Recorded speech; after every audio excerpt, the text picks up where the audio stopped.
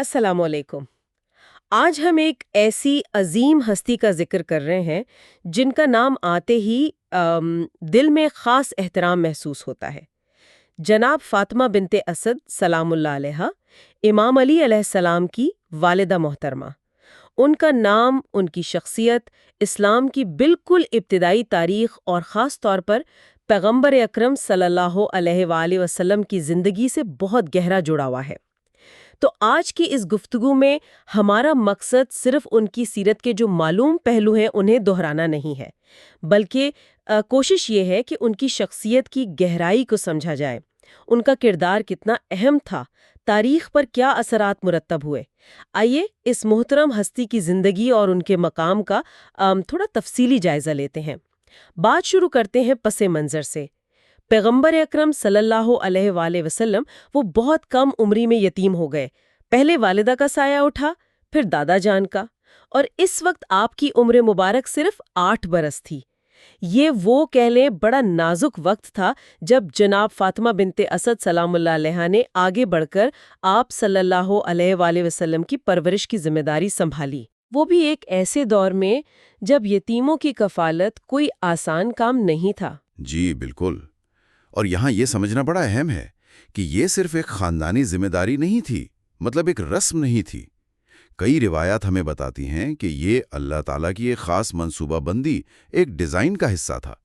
پیغمبر اکرم صلی اللہ علیہ وآلہ وسلم کی زندگی سے جڑا ہر فرد، ہر واقعہ، اس میں ایک خاص حکمت پوشیدہ تھی۔ تو جناب ابو طالب علیہ السلام کا گھرانہ اور خاص طور پہ جناب فاطمہ بنت اسد سلام اللہ علیہا کا اس عظیم خدمت کے لیے منتخب ہونا، یہ اس خاندان کو ملنے والے غیر معمولی شرف کو ظاہر کرتا ہے۔ یہ کوئی عام انتخاب نہیں تھا، اور اس انتخاب نے اس خاندان کی عظمت کو ہمیشہ کے لیے تاریخ میں آپ کہہ لیں ثبت کر دیا۔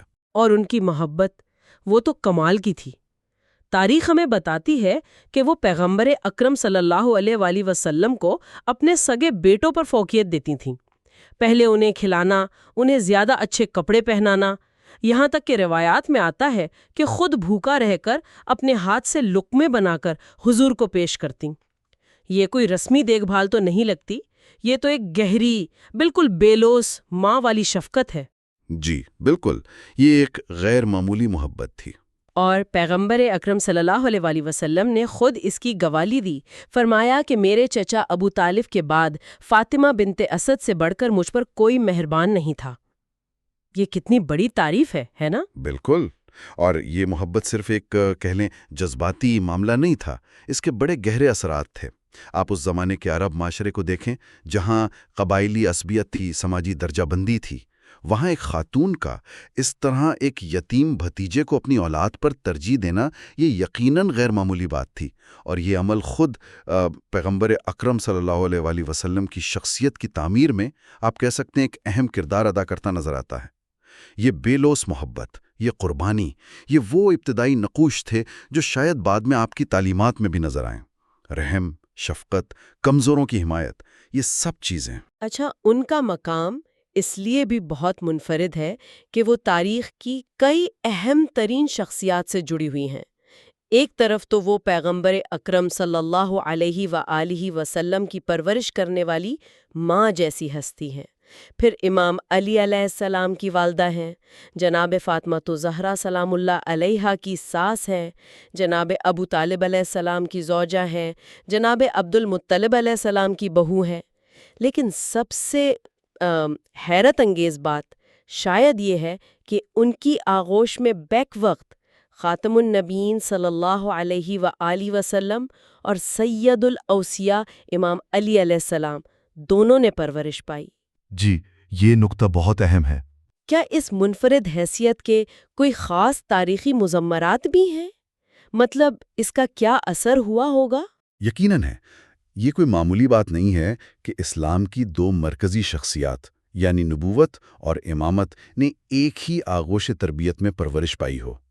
اس مشترکہ تربیت نے بلا شبہ ان دونوں عظیم ہستیوں کے درمیان ایک ایسا گہرا، ایک اٹوٹ رشتہ قائم کیا ہوگا جو شاید کسی اور طرح ممکن ہی نہ ہوتا۔ یہ تعلق صرف خون کا رشتہ نہیں تھا، بلکہ مشترکہ احساسات تھے، اقدار تھیں، ایک ہی محبت بھری تربیت کا نتیجہ تھا۔ تو فاطمہ بنت اسد سلام اللہ علیہا کا گھرانہ وہ گویا نبوت اور امامت کے مستقبل کے لیے ایک ابتدائی درسگاہ بن گیا۔ پھر جب ان کے وصال کا وقت آیا تو روایات بتاتی ہیں کہ پیغمبر اکرم صلی اللہ علیہ وآلہ وسلم شدید غمگین ہوئے، بہت زیادہ۔ انہوں نے نہ صرف اپنی قمیض مبارک ان کے کفن کے لیے عطا فرمائی، بلکہ خود ان کی قبر میں اترے اور لیٹ کر اسے اپنے جسم اطہر سے مس کیا۔ یہ بھی ذکر ملتا ہے کہ آپ صلی اللہ علیہ وآلہ وسلم نے فرمایا کہ 70,000 فرشتے ان کے جنازے میں شریک تھے۔ 70,000؟ جی 70,000، اور ان کی بخشش کی دعا کر رہے تھے۔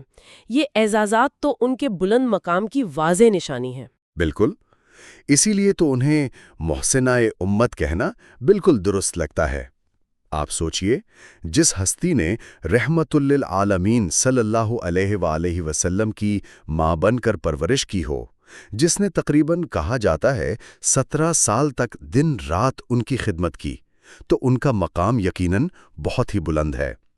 ان کی خدمت صرف ایک فرد کی خدمت نہیں تھی، وہ تو پوری انسانیت کے لیے جو رحمت بن کر آئے ان کی خدمت تھی، وجہ وجود کائنات کی خدمت تھی۔ تو ان کا کردار صرف ذاتی یا خاندانی نہیں، بلکہ ایک بہت گہری تاریخی اور روحانی اہمیت رکھتا ہے۔ تو خلاصہ یہ نکلتا ہے کہ جناب فاطمہ بنت اسد سلام اللہ علیہا کی شخصیت صرف ایک شفیق ماں یا ایک نیک خاتون تک محدود نہیں ہے۔ ان کی وہ بے لوث محبت، ان کی قربانی اور پیغمبر اکرم صلی اللہ علیہ وآلہ وسلم کی ابتدائی زندگی میں ان کا وہ کلیدی کردار، یہ سب انہیں تاریخ اسلام کی ایک نہایت اہم، ایک مرکزی شخصیت بناتا ہے، جن کے اثرات بہت گہرے ہیں اور دیر پا ہیں۔ جی بالکل، اور آخر میں ایک نکتہ میں شامل کرنا چاہوں گا جو شاید ہمیں سوچنے پر مجبور کرے۔ دیکھیں، تاریخ اکثر بڑے ناموں، بڑی جنگوں، بڑے واقعات پر ہی توجہ دیتی ہے، لیکن جناب فاطمہ بنت اسد سلام اللہ علیہا کی زندگی ہمیں یاد دلاتی ہے کہ کس طرح ایک فرد کی خاموش، بے لوث خدمت اور محبت وہ تاریخ کے عظیم ترین شخصیات کی تشکیل میں کردار ادا کر سکتی ہے اور بالواسطہ طور پر پوری انسانیت کی تقدیر پر اثر انداز ہو سکتی ہے۔ تو کیا اصل عظمت ہمیشہ نظر آنے والے بڑے بڑے کارناموں میں ہی ہوتی ہے، یا اس خاموش خدمت میں بھی پوشیدہ ہے؟ یہ ایک اہم سوال ہے۔